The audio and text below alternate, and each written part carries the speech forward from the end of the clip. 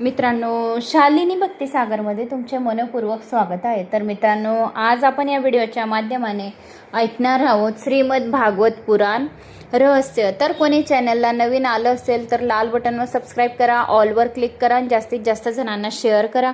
कुठून कोणत्या गावाहून तुम्ही माझा हा व्हिडिओ ऐकत आहोत आपल्या गावाची कमेंट्स करायला विसरू नका। श्री गणेशाय नमो नमः। वक्रतुंड महाकाय सूर्यकोटी समप्रभ निर्विघ्नं कुरु मे देव सर्व कार्येषु सर्वदा। ओम शांताकारं भुजगशयनं पद्मनाभं सुरेशं विश्वाधारं गगनसदृशं मेघवर्णं शुभांगं लक्ष्मीकान्तं कमलनयनं योगिर्भ्यनज्ञं वंदे विष्णु भवभयहरं सर्वलोकैकनाथं निवास। श्री श्रीनिवासा की जय, कोल्हापुर महालक्ष्मी माता की जय, पद्मावती महालक्ष्मी माता की जय। श्री गणेशाय नमः, सरस्वती नमः, कुलदेवताय नमः, गुरुदेवतोभ्यो नमः। ओम कृष्णाय वासुदेवाय हरये परमात्मने प्रणत क्लेशनाशाय गोविंदाय नमो नमः। तर मित्रांनो, बऱ्याच काही तुमच्या कमेंट्स आल्या मागच्या व्हिडिओमध्ये, धन्यवाद, थँक्स। असाच माझा आत्मविश्वास वाढवण्यासाठी। तर एक कमेंट्स आहे, तर ताई माझ्या सासूबाईंना रिप्लाय द्या, अशी एक कमेंट्स होती। तर ती कमेंट्स आहे, ताई माझ्या सासूबाई तुमचे पुराण खूप मन देऊन ऐकतात, रोज शेतातून आल्या की मला लावून दे पुराण असं म्हणतात, प्लीज तुम्ही माझ्या सासूबाईंसाठी रिप्लाय द्या। आकुबाई पाडोली या गावी आम्ही राहतो, धाराशिव जिल्हा। ओम नमो भगवते वासुदेवाय नमः। तर त्यांच्या सासूबाईंसाठी रिप्लाय आहे की तुमच्या सासूबाईंना सांगा की माझा नमस्कार करते मी त्यांना, मोठ्या आहेत आणि धन्यवाद मला कमेंट्स केल्याबद्दल, तर पुराण ऐकल्याबद्दल। आणि शेतात कामाला जातात तरी पण वयस्कर आहे, तरी पण त्यांना पुराणाची खूप गोडी आहे, म्हणजे त्यांना साक्षात भगवंत प्रसन्न झाला आहे म्हणून त्यांना पुराणाची गोडी लागली आहे। तर त्यांचे हे पुण्य, संपूर्ण पुण्य वयस्कर वृद्ध जर आपल्या घरातील जर ऐकतात तर संपूर्ण ते पुण्य दोघी कुलांचा उद्धार करण्यासाठी, दोघी कुलांचा आपल्याला पुण्यफळाची प्राप्ती होते आणि सर्व पापांचा नाश होतो। तर त्यांना मनापासून धन्यवाद माझा खूप खूप की कमेंट्स केल्याबद्दल। जय श्री महाकाल, हर हर महादेव। धन्यवाद ताई, तुम्ही आम्हाला खूप छान छान पुराण ऐकवतात, आम्हाला खूप समाधान वाटते। संभाजीनगर वरून मी तुमची कथा रोज ऐकत आहे। ओम नमो भगवते वासुदेवाय नमः, कोल्हापूर कळंबा। जय श्री महाकाल। ओम नमो भगवते वासुदेवाय नमः, अंमलनेर। ओम नमो भगवते वासुदेवाय नमः ताई, धन्यवाद। ओम नमो भगवते वासुदेवाय नमः, ओम नमो भगवते वासुदेवाय नमः, कोल्हापूर। रामकृष्ण हरी, गणपती बाप्पा मोरया, मंगलमूर्ती मोरया, श्री गुरुदेव दत्त, श्री स्वामी समर्थ महाराज की जय। धन्यवाद ताई, गणपती बाप्पा मोरया, मंगलमूर्ती मोरया। ओम गम गणपते नमः। ताई मी फक्त पुराण ऐकायला मोबाईल वापरते, मी पुराण ऐकते म्हणून माझी आई फोन लावण्यासाठी लावताच नाही, पुराण ऐकण्यासाठी मला मोबाईल देते, टाईम खूप कमी पडतो वा मला झोपायला टाईम कळत नाही, तेवढे पुराण तुमचे सर्व मी ऐकते। तर अशा प्रकारे सर्वांच्या कमेंट्स आलेल्या होत्या। ओम नमो भगवते वासुदेवाय नमः ताई, धन्यवाद। तर तुम्ही समजून घ्या की याच्यातली तुमची कमेंट्स कोणाकोणाची आहे, कारण की खूप जणांचे ओम नमो भगवते वासुदेवाय नमः, ओम नमो भगवते वासुदेवाय नमः सर्वांनी खूप जणांनी कमेंट्स केलेली होती। तर धन्यवाद, थँक्स माझा आत्मविश्वास वाढवण्यासाठी। सकाळी हातात मोबाईल होता तर त्यावेळेस जेवढ्या आल्या बाकीच्या त्यांचे मी रिप्लाय देऊन दिले, ज्यांचे बाकी होते तर ते मला दिसत होते तर तेवढे मी वाचून दाखवले। तर आता आपण मागच्या व्हिडिओमध्ये आपण ऐकले की भगवान श्रीकृष्णाला सत्यभामाने दान केले नारद मुनींना। नारद मुनी भगवान श्रीकृष्णांना त्यांच्या सोबत घेऊन जात होते, तर सत्यभामाने सांगितले की तुम्ही माझ्या पतीला घेऊन जाऊ शकत नाही, आणि सत्यभामाला खूप अभिमान झाला होता, त्यामुळे तिने आपल्या पतीचे दान दिले। त्यावर रुक्मिणी माताने फक्त एक तुलसी दल ठेवले आणि तुलसी दलाने कृष्णाचे पारडे वर उचलले गेले। प्रेमानेच तुला पूर्ण झाली, सोन्याने नव्हे। म्हणून सर्वांनी भगवंताची सेवा आपली श्रद्धा आणि विश्वासाने करावी। आपण अशा मागच्या व्हिडिओमध्ये ऐकले, आता त्याचा पुढचा भाग। सेवा केवळ क्रियात्मक नसते तर भावनात्मक सुद्धा असते. सेवा करताना आनंद वाटायला हवा, तरच ती खरी सेवा भगवंताची म्हणता येईल. जे काही कराल ते प्रेमपूर्वक करा. भगवंतासाठी भोजन जर तुम्हाला तयार करायचं आहे तर प्रेमाने ते भोजन बनवा. भगवंताला अर्पण केल्यानंतर तुम्ही भोजन करा. देवाची प्रार्थना करा की हे नाथ, आपण विश्वंभर आहात, आमचे सर्वांचे स्वामी आपणच आहात. आपल्याला कोण खाऊ घालू शकतो, तरी मी मनाने हे पदार्थ तुम्हाला अर्पण करत आहे, तर माझे हे नैवेद्य स्वीकार करा, असे नाथाला प्रार्थना करावी. जे देवाचे आहे तेच त्याला अर्पण करायचे असते. हा जीव दुसरे काही कुठून आणणार? केवळ भावनेची किंमत असते. परमात्मा तर परिपूर्ण आहे, त्याला कशाचीच अपेक्षा नसते, त्याला कोणत्याही पदार्थाची भूक नसते. तो भावेचा भुकेला आहे. तुम्ही त्याला भावपूर्वक अर्पण कराल तर तो त्यांच्या कितीतरी पट तुमच्या पदरात टाकेल. भक्ती मार्गात भावा वाचून सिद्धी प्राप्त होत नाही. ज्ञान मार्गात त्याग व वैराग्य यांची आवश्यकता असते, पण भक्ती मार्गात आपल्याला सर्व काही, संसारात पण राहिलो तरी आपण भक्ती मार्ग मंत्र जप करतात, पण ज्ञान मार्गामध्ये आपल्याला सांसारिक हे सर्व सोडून आपल्याला वनात जावं लागतं. तर आपण हे सर्व सोडून वनात जाऊ का? सर्व एवढा संसार, आपले मुलं, सर्व काही, घर, पती वगैरे, तर हे सर्व सोडून आपण वैराग्य धारण करू शकत नाही. म्हणून आपल्याला काय करायचंय? भक्ती मार्ग अपनावायचाय. म्हणजे वारंवार आपल्याला देवाचं नामस्मरण करायचंय. वडील जर मुलाला रुपया देतात, ते कधी ते परत मागतात का? नाही. पण जर मुलाने जर पैसे दिला नाही वडिलांना, तर दुःख होईल की मीच तर याला 10 रुपये दिले होते तरी याने मला काही हिशोब दिला नाही. पण जर मुलाने तो परत दिला तर बापाला आनंद होतो. वास्तविक रुपया तर बापाचाच असतो, तरी पण मुलाच्या देण्याने बाप संतुष्ट होतो. ईश्वर सर्व प्राणी मात्रांचे पिता आहेत. त्याने जे काही आम्हाला दिले आहे तेच त्यांना आम्ही समर्पित करायचे आहे. प्रतिज्ञा करा की देवाला अर्पण केल्याशिवाय मी काही खाणार नाही. कित्येक वेळा असे पाहण्यात येते की घरचे सर्व लोक खाण्यासाठी बाहेर जातात, तेव्हा देवाला फक्त दुधाचा नैवेद्य दाखवतात आणि म्हणतात, देवा आज आम्ही जेवणासाठी बाहेर जाणार आहे, फक्त दूधच पिऊन घे.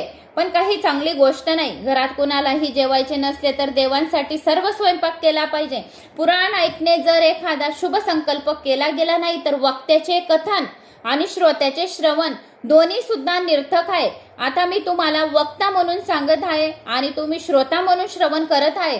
जर तुम्ही एखादा, पण याच्यामधून मी एवढं पुराणात अर्धा सांगितलं गेलं, याच्यातून एखादा संकल्प काही चांगल्या गोष्टीचा तुम्ही जर केला असेल, वाईट गोष्ट सोडून दिली असेल, तर आपल्या दोघांचे आपले जीवन निर्थक होणार नाही, तर आपल्याला भगवंताची साथ राहील. म्हणून दोघांनी आपण लक्षात ठेवावे की आपण कधीही कोणाचे मन दुखू नये आपल्या हातून. कथा ऐकून सर्व हृदयामध्ये हे संपूर्ण पुराण साठवा. कुण्याही मूर्तीची स्थापना करून तिची प्रेमपूर्वक मनोभावे पूजा करा. चित्त स्वरूपापेक्षा मूर्ती स्वरूप अतिशय चांगले असते. पूजा करीत असताना मनात असा भाव धरा की हा साक्षात परमात्मा आहे. पूजा करण्यापूर्वी ध्यान करा. ऐपत असेल त्याप्रमाणे खर्चही करा. सुंदर सिंहासन बनवा. ध्यानात कल्पना करा की भगवान वैकुंठातून इकडे आपल्या घरी येत आहे, माझा उपास्य मूर्तीत प्रवेश करीत आहे. पूजा करीत असताना कुणाशी बोलू नका. कुणी आले तरी त्याला नमस्कार सुद्धा करू नका. कोणी जर आले तर त्याला नमस्कार करा. परमात्म्यापेक्षा श्रेष्ठ कुणी नाही, परमात्म्यासारखा कुणी नाही. उपास्यामध्ये आपले मन संलग्न करणे सेवा होय. तुम्ही आपल्या शरीरावर जसे प्रेम करता तसेच देवांच्या मूर्तीवर प्रेम करा. त्यांना चांगले घासून घ्यायचे. देवांना असं खरखरीत काही वस्तू, रांगोळी हे ते असे खरखरीत वस्तू देवांना घासायला घ्यायचे नाही. निंबूचा रस काढून घ्यायचा, त्यात थोडीशी हळद टाकायची, थोडेसे मीठ टाकायचे, दही टाकायचे, गंगाजल टाकायचे.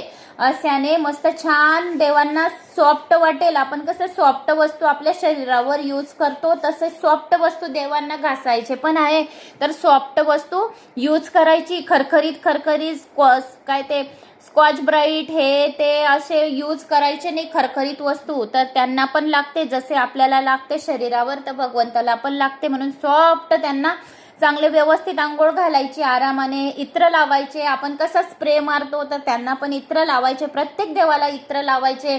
व्यवस्थित अष्टगंधक लावावा खाली. नंतर मग हळद लावावी, नंतर कुंकू लावावा, मग तांदूळ अर्पण करावे, फूल बेल पान अर्पण करावे, धूप दीप नैवेद्य कर्पूर अर्पण करावे, आरती करावी आणि मग नैवेद्य अर्पण करावे. अशा प्रकारे देवांची जर पूजा केली तर देव आपल्यावर प्रसन्न होतात आणि आपल्या पूर्ण परिवारावर त्यांचा आशीर्वाद प्राप्त होतो. घरात कोणीही आजारी राहत नाही, सर्व रोगांचा नाश होतो, संकटांचा नाश होतो आणि आपल्या पूर्ण परिवाराला पुण्यफळाची प्राप्ती होते. यश कीर्ती मान सन्मान प्रतिष्ठा वाढण्यात मदत होते. जे कामं आपले होत नाही ते कामं होण्यासाठी मदत होते. मार्गामधला अडथळा दूर होतो. अशा काही पुराणांच्या कथन पठन श्रवण केल्याने जे काही अडथळे राहतात मार्गात तर ते दूर होतात. म्हणून परमेश्वराचे आपण अनंत उपकार मानून त्यांचा नमस्कार करावा. नेहमी लक्षात असू द्या की प्रभूने माझे कितीतरी वेळा रक्षण केले आहे. मी भगवंताचा सेवक आहे, दासानुदास आहे, मी देवाचा आहे.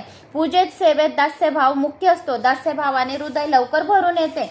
सेवेत दीनता आल्याने हृदय पांझरते. कृष्ण सेवेत जोपर्यंत हृदय पांझरत नाही तोपर्यंत सेवा सफल होत नाही. दास्य भावाशिवाय सेवा फलित नाही. सेवा स्नेह समर्पण भावाने करा. जोपर्यंत मूर्ती भगवत भाव जागणार नाही तोपर्यंत प्रत्येक पदार्थात तुम्हाला ईश्वर पाहता येणार नाही. सेवा करताना हेच लक्षात ठेवा की मी ज्याची पूजा करत आहे तो प्रत्यक्ष ब्रह्मांडाचा स्वामी आहे. ज्या दिवशी तुमच्या हातून पाप घडेल त्या दिवशी पूजेच्या वेळी देव काही से अप्रसन्न दिसतील. जीव पाप करतो वर देवाला दुःख होते, कष्ट होते, म्हणून शुद्ध होऊन पूजा करा. जोपर्यंत मन मलिन असेल तोपर्यंत आनंदाची प्राप्ती होणार नाही. मनातून मलिनता घालावी. भक्ती श्रद्धा दृढता कशी असावी या संबंधी नामदेवाच्या चरित्रातील एक प्रसंग पाहण्यासारखा आहे. नामदेवाच्या घरी तर दररोज पांडुरंगाची पूजा सेवा केली जात असे. नामदेव 3 वर्षाचे होते त्यावेळेची गोष्ट आहे. त्यांच्या वडिलांना एकदा बाहेर गावी जाण्याचा प्रसंग आला. तेव्हा त्यांनी नामदेवाकडे पूजा सेवा सोपून ते गावाला गेले आणि वडील नामदेवाला म्हणाले, बेटा श्री विठ्ठल आपल्या घराचे स्वामी आहेत, त्यांना नैवेद्य अर्पण केल्याशिवाय भोजन करणे पाप आहे. हे ऐकून नामदेवांनी नैवेद्य संबंधीची रीत विचारून घेतली. वडील म्हणाले, बाळा विठोबा घरच्या प्रत्येक वस्तूचे मालक आहेत, म्हणून त्यांचा प्रसाद म्हणून वस्तू ग्रहण करण्यात दोष नाही. देवाला अर्पण न करणे म्हणजे पाप होय. वेदांत ब्रह्माची चर्चा करतात. जीव ब्रह्म आहे असे त्यांचे मत. जीव ब्रह्मरूप असेलही पण आज तर मानवी शरीराच्या संसर्गामुळे तो प्रभूचा दास आहे. परमात्मा ज्या जीवाला आपल्या लीन करून केव्हा ब्रह्मरूप बनतील हे माहीत नाही तोपर्यंत तो दासच आहे. दास्यभावाने जीव उजळले जाते व मृत्यूही गोडपणे आपल्याला येतो आणि आपल्याला कोणताही त्रास होत नाही. मृत्यू येताना भागवतात वात्सल्य भाव मधुर भाव इत्यादींचे वर्णन केले गेले आहे, पण सर्व दास्यभावाशी समश्रित आहे. दास्यभावा वाचून ईश्वराला जीवाची दया येत नाही. वडील म्हणाले, बाळा सकाळी लवकर उठून स्नान करून पवित्र व्हावे, नंतर देवाची प्रार्थना करून त्यांना जागावे. उत्तिष्ठ मम गोविंद उत्तिष्ठ गरुडध्वज उत्तिष्ठ कमलाकांत त्रैलोक्यम मंगलम गुरु. प्रथम नैवेद्य तयार करून ठेवावा. वैष्णवाच्या हृदयात प्रेम भाव उत्पन्न झाल्यावर देवाला भूक लागत असते. भगवंताचे चरण हळूहळू धुवावे. त्यांना कोणताही त्रास होऊ देऊ नये. त्यांचे त्यावेळेस आंघोळ घालतो आपण देवांची, तर त्यांना कोणतीही इजा होऊ देऊ नये. नाहीतर खूप ठिकाणी देवपूजा करतात आणि धडाधड देव आपटतात, धडाधड ते देव पडतात. बापरे, ते देव पडले म्हणजे असे अंगाला काटे येतात. अरे अरे अरे, त्या देवाला लागलं असेल अशी इजा होते आपल्याला, कारण त्याच्यात प्राण आहे, जीव आहे. मूर्तीमध्ये प्राण जीव असतात, म्हणून त्यांना व्यवस्थितच उचलावे. लहान लेकरू सारखे, लहान बाळासारखे जसं आपण आपल्या बाळाचा सांभाळ करते आई, मग 1-2 दिवसाच्या बाळ झालेलं राहतं तर कशी पशी उचलते एकदम अलगत, तसं ते देवांना अगदी बाबूसारखे अलगत उचलावे, अलगत ठेवावे. कुठे बी ठेवले धडाधड आपटले. कोणाकोणाला तर पूजा पाठ करताना क्रोध अतिशय येतो आणि संतापात देव आपट उपट ते भांडे आपट उपट. अरे बापरे, खतरनाक काम राहतं. तर असे कधी करू नये. ज्यांना पूजा करता करता, अजून ऐकून घ्या, ज्यांना पूजा करता करता जर संताप आला, समजा तुम्हाला तुमच्या घरात पितृदोष आहे, वारंवार जर आपल्या घरी काही आगारी आहे, घास आहे, काही पूजापाठचा कार्यक्रम आहे या कोणताही कार्यक्रम पूजापाठचा आहे, जर घरात कोणी संताप करायला लागलं तर समजून घ्यायचं की हे पितृदोषचे लक्षणं आहेत. तर हे पितृदोषच्या लक्षणांमुळे ते आपल्या पूजामध्ये बाधा आणतात आणि बाधा उत्पन्न करतात, आपली पूजा सफल होऊ देत नाही.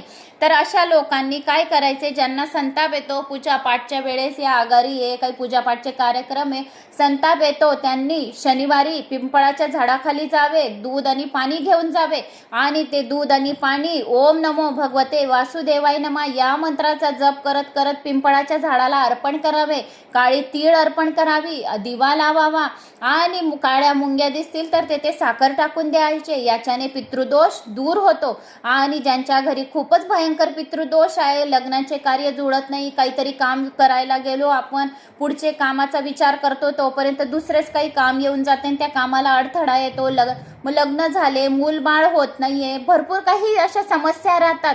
तर अशा समस्यांना जर आपल्याला तोंड द्यावे लागत असेल रोजच्या रोज, त्यांनी नारायण नागबली करून यावे. भाद्रपद पक्षामध्ये नारायण नागबली करायचा, पण भाद्रपदमध्ये नारायण नागबली सर्वात महत्त्वाचा लागू पडतो. पितृपक्षात म्हणजेच भाद्रपद म्हणजे पितृपक्षात नारायण नागबली करावा, कारण की पितृपक्ष जे राहतात पंधरवाडा, तर त्या पितृपक्षात सर्व पितृ खाली आलेले राहतात 15 दिवसासाठी. आणि ज्या घरातून जे कोणी नारायण नागबलीला गेलेले राहतात तर साक्षात तेथे आपल्याला पिंडदान करावे लागते. म्हणजे आमच्या हातून तर काही आम्ही एक कार्यक्रम केला नाहीये, माझे सासू सासरे गेले होते, पण तिथे पिंडदान करावे लागतात. तर त्या पिंडदानामध्ये साक्षात पितृ जेवायला येतात, त्यांचे तृप्त होतो आत्मा. काही दोष मागच्या पुढच्या जन्माचे गर्भपात होतो, त्याच्यामुळे पण पितृदोष लागतात वारंवार. कोणाकोणाला गर्भपात म्हणजे समस्या काही जणांच्या काही घरात राहतात, तर ॲबॉर्शन वगैरे करतात काही महिला, तर ह्या अशा पितृदोष सुद्धा त्यांचा सुद्धा लागतो. तर त्यामुळे अशा पितृदोष दूर करण्यासाठी हा उपाय अतिशय रामबाण उपाय आहे. तर त्यांनी हा उपाय नक्की करावा. म्हणून देवाला हळूवार स्नान घालावे, त्यांचे दर्शन घ्यावे, व्यवस्थित सद्भावाने पूजा करावी, मग त्यांना सजवावे, त्यांना विचारावे की देवा आज आपण कोणता पितांबर नेसणार आहे, आज कोणते कपडे तुम्ही घालणार आहे. जसे आपण कशी आपली कपाट उघडतो की आज कोणता ड्रेस घालू, आज कोणती साडी घालू, तसं देवांना पण विचारायचं आज लाल कपडे घालणार, पितांबर घालणार, कसा तुमचा शृंगार करू असे देवांना विचारावे. शृंगार करणारा भगवंताशी एकरूप होऊन जातो. देवाने जर दिले आहे त्याच्यासाठी काटकसर का करावी. योगाला जो आनंद समाधीत मिळतो तो आनंद भक्ताला देवाचा शृंगार करण्यात मिळतो. योगी डोळे मिटून समाधीतला आनंद उपभोगतो, तर भक्त उघड डोळ्यांनी तोच देवाला आनंद पाहून लुटत असतो. योगी प्राणायाम करतो, प्रत्याहार इत्यादी क्रिया करतो, तरीही त्याचे मन एखाद्या वेळी उलटेच काही करून ठेवते. भगवंताला वारंवार बोलवले तर तो बोलेल. जगाला विसरून परमेश्वराशी तन्मय होऊन आनंद प्राप्त करू शकणार. शृंगार केल्यानंतर दूध नैवेद्य समर्पण करावे. आणि श्री विठ्ठल फार लाजाळू आहेत, वारंवार विनंती केली तरच भोजन करतात. त्यांना प्रार्थना करावी की देवा जरी तुम्हाला भूक नसली तरी तुम्ही नैवेद्य अवश्य ग्रहण करा. अशी प्रार्थना जेव्हा तुम्ही वारंवार कराल तेव्हा कुठे भगवान दूध घेतात. सेवा भक्तीत प्रेम आहे. मुख्य भाव म्हणजे भावपूर्वक भक्ती घडली पाहिजे. देवाची स्तुती करावी. हे नाथ आप अजामिळासारख्याचा उद्धार केला, अजामिळासारखाचा उद्धार केला तर काय माझा करणार नाही. मी अधम जरूर आहे पण अजामिळ इतका नाही. अजामिळ तर वेश्येच्या सोबत राहत होता, मी तसे काही केले नाही, तर मग देवा माझ्यावर कृपा करणार नाही का. स्तुतीनंतर देवाला नमस्कार करावा. स्तुतीत काही न्यूनता राहिली असेल तर नमस्कार भरून नित्य. पूजा समाप्त झाल्यानंतर देवाला साष्टांग नमस्कार घालावा. नामदेव तर भोळा बालकच होता, त्याने पित्याचे सर्व सांगणे अक्षरशः ऐकले, कारण आपले वडील गावाला जात आहे आणि नामदेवाला सर्व काही सांगून गेले की भगवान विठ्ठलाची सेवा कशी करायची आहे. तर लहानशा मुलगा त्या मुलाला जरी योग्य रीतीने समजवले तरी त्याला मूर्तीत सुद्धा भगवंताचे दर्शन होईल. मोठा झाल्यावर तो समजावू लागेल आणि तर्क कुतर्क काढेल. बाल्य अवस्थेत भक्तीचे संस्कार दृढ केले पाहिजेत. कोणीही नामदेवाच्या मनात ही गोष्ट आता पक्की ठसली की आपले पप्पा आता गावाला जात आहे आणि भगवान विठ्ठलाचे कार्य आपल्याकडे सोपून जात आहे. आषाढी एकादशी येत आहे आणि एकाएकी आपल्याला 2 दिवस अगोदरच भगवान विठ्ठलाच्या नामस्मरणाचा योग आलेला आहे. म्हणजे आपल्यावर भगवान विठ्ठल भगवान श्रीनाथ खरोखर आपल्यावर सर्वांवर प्रसन्न आहे हा आपल्याला संकेत मिळालेला आहे. कारण आपल्याला माहित नाही की पुढे कथा काय येत आहे काय नाही. पहिल्यांदाच आपण पुराण सर्वजण श्रवण करत आहे, पण भगवान श्री विठ्ठलाचा याच्यामध्ये म्हणजे विशेष करून भाग आला. म्हणजे आपण खूप भाग्यवान आहोत की भगवान विठ्ठलाच्या आपण कथा ऐकत आहोत. आता तर श्री विठ्ठल हे दूध अवश्य पितील. नामदेवाच्या मनात ही गोष्ट पक्की ठसली की श्री विठ्ठल आता दूध अवश्य पितील, भोजनही अवश्य करतील. बनवल्याने भक्त बनत नसतो, भक्त जन्मावा लागतो. नामदेव जन्मताच भक्त होते. ज्या दिवशी वडील बाहेर गावी गेले त्या दिवशी नामदेवाला रात्री झोपच आली नाही. देवाच्या विचारात तो खूप धुंद झाला. सकाळचे 4 वाजले. सकाळी 4 वाजल्यापासून तो देवपूजेला लागला. त्याने देवाला मोठ्या प्रेमाने उठवले. बालक म्हणून देवाची सेवा केली. बालक निष्पाप असते. निष्पाप वृत्तीने देवपूजा करा. नामदेवाने श्री विठ्ठलाचे पाय देऊन त्यांना मोठ्या प्रेमाने सजवले. विठोबा विठोबा असे नामस्मरण केले.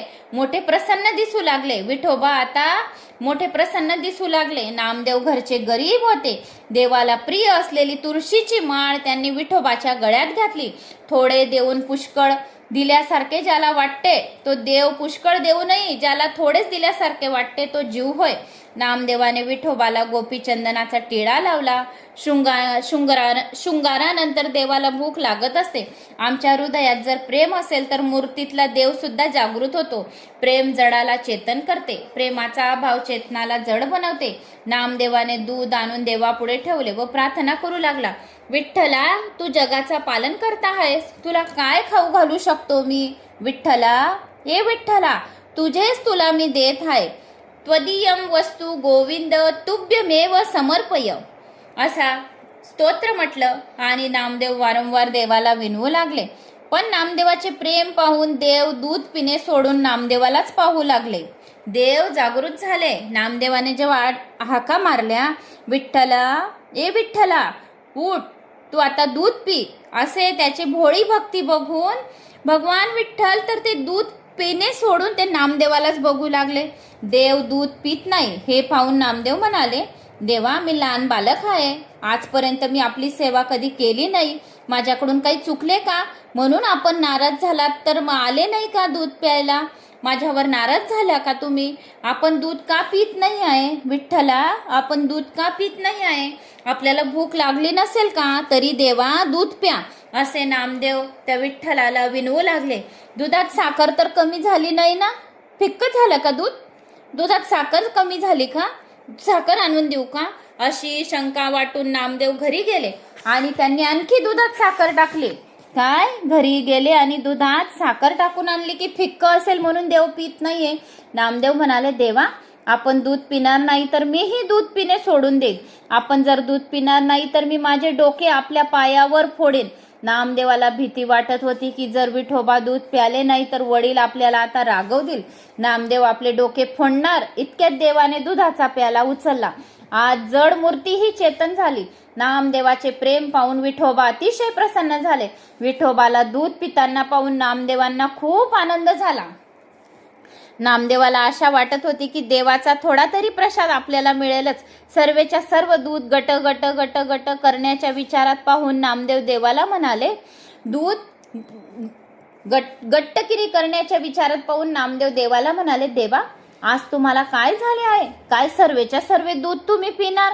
थोडे सुद्धा मला राहू देत नाहीये का? हे ऐकून विठोबाने नामदेवाला उचलून आपल्या मांडीवर घेतले. मग एकमेकांना परस्परांना दूध पाजले. याला म्हणतात भगवंताची सेवा. याला काय म्हणतात? भगवंताची सेवा. आणि हा एपिसोड, हा भाग आपल्याला आज आला. आषाढी एकादशी आपली 2 दिवस अगोदरच आहे आणि हा भाग आला. हे आपण किती धन्य आहोत. खूप म्हणजे खूप धन्य आहोत आपण. तर एकमेकांपासून परस्परांपासून दूध पाजले याला म्हणतात सेवा. प्रेम व सेवेशिवाय भक्ती सफल होत नाही. त्या प्रेमात अशी काही शक्ती आहे की निष्कामाला सकाम करते, निराकाराला साकार बनवते. ईश्वरावर प्रेम करा. ईश्वर जीवाजवळ प्रेम मागतो. देव प्रेमाचा भुकेला आहे. प्रेमाला पात्र एकच देव आहे. सेवा करता करता जर हृदय तुमचे दाटून आले, डोळ्यातून जर अश्रुधारा वाहू लागल्या, तर त्या दिवशी ती सेवा खरी समजावी की आज देव माझ्यावर प्रसन्न आहे. तर तुमच्या जर डोळ्यातून पाणी पडले, काहीतरी गईवरून मन भरून आलं देवापुढे, तर ती सेवा तुमची खरी झाली असे समजावे. ज्ञानाने वस्तूचे स्वरूप कळेल. पदार्थाचे ज्ञान होईल, त्याच्या स्वरूपात परिवर्तन होणार नाही. पण भक्तीत वस्तूत परिवर्तन करण्याची शक्ती आहे. प्रेमात भक्ती जड मूर्तीला चेतन करण्याची शक्ती आहे. बिंबाचा शृंगार कराल तर प्रतिबिंब शोभून दिसेल. तुम्ही देवाला द्याल तर त्याच्या कितीतरी पट देव तुम्हाला खूप देईल. तर द्रौपदीची लाज परमेश्वराने राखली होती, परमात्म्याने राखली होती. आणि नंतर त्याची भेट झाली तेव्हा द्रौपदीने कृष्णाचे आभार मानले. तेव्हा भगवान श्रीकृष्ण म्हणाले, आभार उपकाराची तर गोष्टच नाही. मी आज तुझ्या ऋणातून मुक्त झालो. तू कदाचित विसरली असेल, पण मला मात्र आठवते. माझे बोट कापले, त्या रक्ताची धार वाहू लागली. तेव्हा सर्व राणे आपापल्या महलात कापडाची पट्टी शोधण्यास गेल्या. तेव्हा तू आपला पितांबर फाडून माझ्या बोटाला पट्टी बांधली होती. त्या पट्टीत 999 दोरे होते. त्यावेळी माझ्या मनात आले होते की मी माझ्या बहिणीला 999 साड्या घेईन आणि त्या देऊन आज मी तो 999 साड्या देऊन मुक्त झालो आहे. माणूस देवाला जितके देतो त्याच्या कितीतरी पट देव आपल्याला वापस करतो. तो आपल्या शिरावर कुणाचेही ऋण ठेवत नाही. एक चावलचा दाना जर आपण परमेश्वराला अर्पण करतो तर तो चावलच्या दाण्याचं सुद्धा ऋण तो आपल्याला परत वापस करून देतो. तर आपल्या घरात एक गोंटी भरून चावल येऊन जातात लगेच. परमेश्वर निज लाभ परिपूर्ण आहे, म्हणून तो त्याला दिलेल्या वस्तूच्या कितीतरी पटीने भगवंत आपल्याला परत करतो. जो या कथा ऐकत आहेत, आपल्याला पंढरपूर यात्रा केल्याच्या पुण्यफळाची प्राप्ती झाली आहे घर बसल्या आपल्याला सर्वांना. मी पण अजून पंढरपूर गेली नाहीये. माझी पण खूप इच्छा आहे की मी पंढरपूर जावं. म्हणून भगवंताने आपल्याला हे 1-2 दिवस अगोदरच हा विठोबाच्या दुधाचा आणि खूप छान भक्तीचा हा आपल्याला भाग आलेला आहे.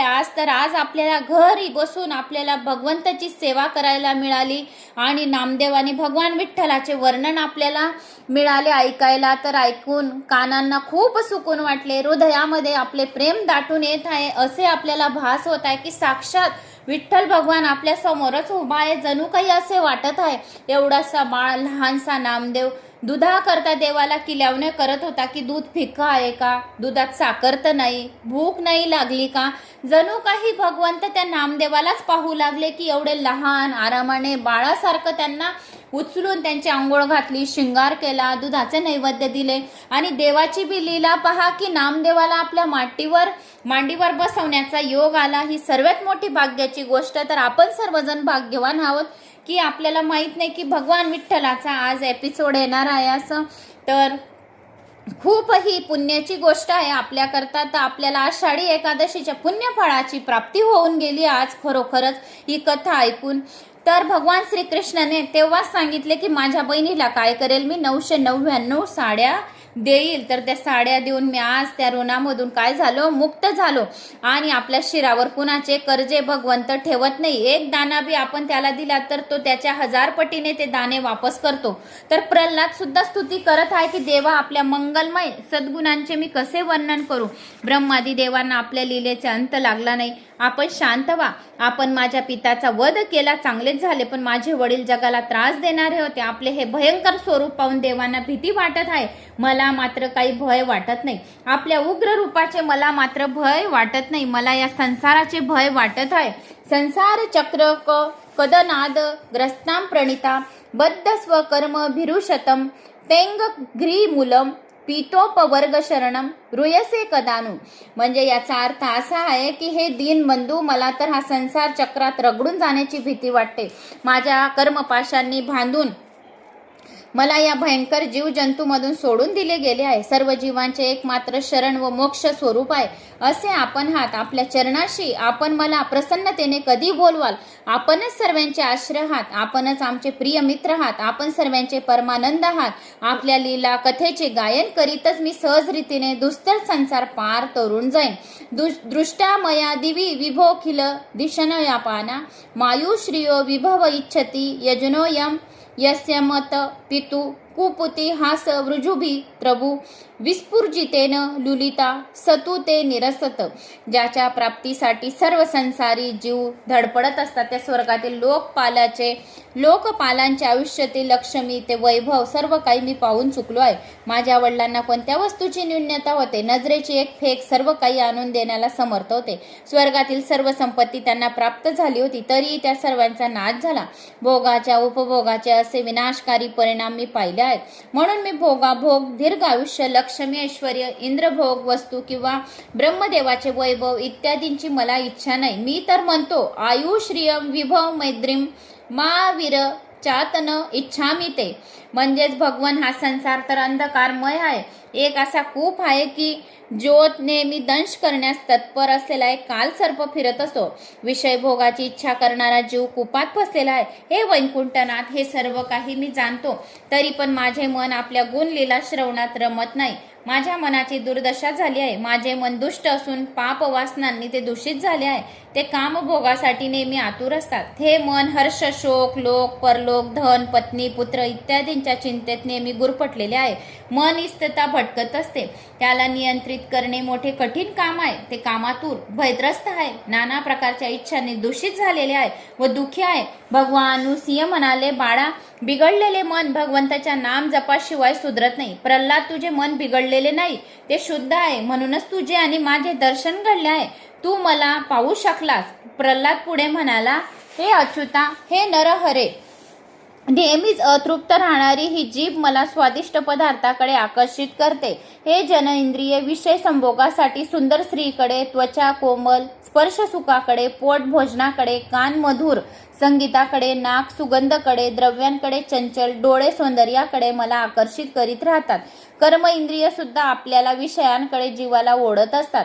जीवाची दशा तर व्यक्तीसारखी होते. ज्याला अनेक स्त्रिया असाव्यात त्या त्या व्यक्तीला आपापल्या शयनगृहाकडे ओढीत असतात. कोणी एक चोर चोरी करण्यासाठी एका इस्माच्या घरात शिरला.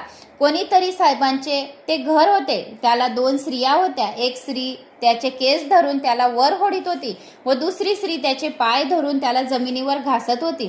चोराने हे दृश्य पाहिले. त्याला हसू आवरले नाही. तो मोठ्याने असल्यामुळे पकडला गेला. त्याला राजाजवळ नेले. चोराने राजाला विनंती केली की मला कोणतीही शिक्षा द्या, पण 2 बायकावाल्या साहेबासारखी मात्र शिक्षा देऊ नका. ही वरील गोष्ट कोण्या दुसऱ्या साहेबाची नाही, तर आपल्या जीवाची आहे. तृप्ती भोगात नाही, त्यागात आहे. इंद्रियांचा आवेग सहन करून त्यांना नियंत्रित कराल तर सुखी व्हाल. भोगाने वासना वाढत असते. उपभोगाने इंद्रियांचे रक्षण न होता क्षयच होत असते. भक्तिरसाने इंद्रिय आपले पुष्ट होतात. विषयांचे चिंतन करण्याने शक्तीचा क्षय होतो. ईश्वर चिंतनाने शक्तीची आपली प्रगती होते. मग प्रल्हाद पुढे सांगतात की प्रभू, आपण सांगतात की संसाराचा मोह सोडून माझे भजन कर, पण भजन करायचे तर कसे करायचे? आपण या संसारात विषयाचे आकर्षण निर्माण करून ठेवले आहे की मोठे मोठे ज्ञानी गोते खातात. मायेने या प्रपंचात विषयाचे असे काही जाळे विणले आहे की त्यात मोठे मोठे विद्वान अडकून पडतात. संसारातील सुख तर विष आहे, पण तरीही अमृतासारखे गोड वाटते. संसारातील विषय आपण आकर्षित का बनवला? जगात असे सुंदर पदार्थ उत्पन्नच का केले? म्हणून इंद्रियांना लालूच सुटून विषयात फसतात. प्रभू, मी बालक आहे, माझ्या चुका माफ करा. मी म्हणतो की जग असे सुंदर बनवले म्हणून इंद्रियांना मोह पडतो ना. या जगातले विषय असे सुंदर आहेत की डोळ्यांनी ते पाहिल्याबरोबर चित्त चंचल होऊन जाते. हे जग एवढे सुंदर बनवले नसते तर किती चांगले झाले असते. आपण इंद्रियांना ताब्यात ठेवा म्हणून सांगतात, पण सुंदर दृश्य पाहिल्याबरोबर सारे शहाणपण हवेसारखे उडून जातात. परमेश्वराने समजून उमजूनच हे जग सुंदर बनवले आहे. हेतू हाच की सर्व जीव मात्र सुखी व्हात. पण मर्यादेचे उल्लंघन करून आसक्तीपूर्वक भोगाभोग घेऊन मनुष्य जर दुखी झाला तर त्याला परमेश्वर काय करणार?